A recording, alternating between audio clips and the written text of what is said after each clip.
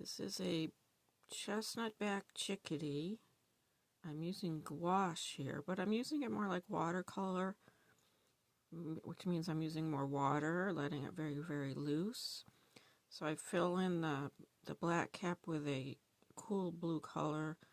Also have some other dark areas. I'm using that blue to establish the darks and the shadows.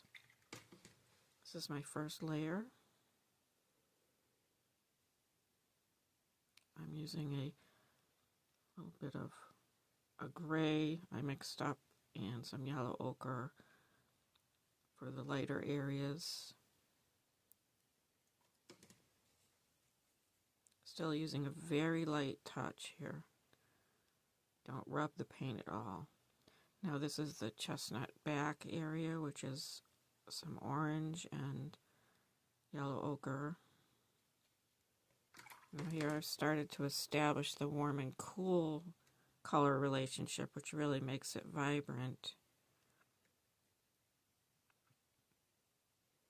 I'm going in, darkening the black cap with some black mixed with a little blue. I rarely use black straight up. I always try to dilute it with something else to make it more interesting and less flat.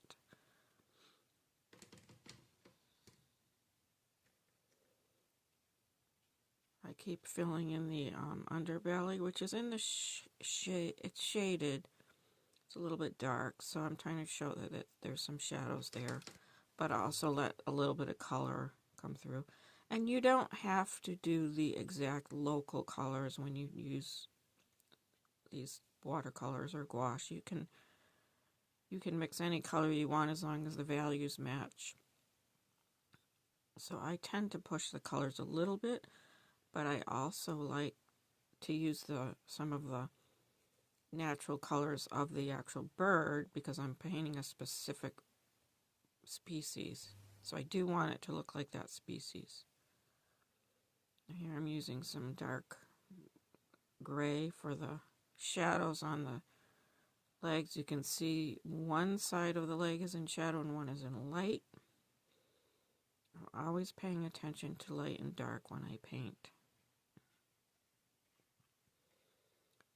I'm using a really small brush to get a little bit of texture of the feathers, just to add some darks. The paint is still pretty wet, so I'm being careful not to smudge it too much. I do like some accidents, but I want it to also stay within the areas, so it'll be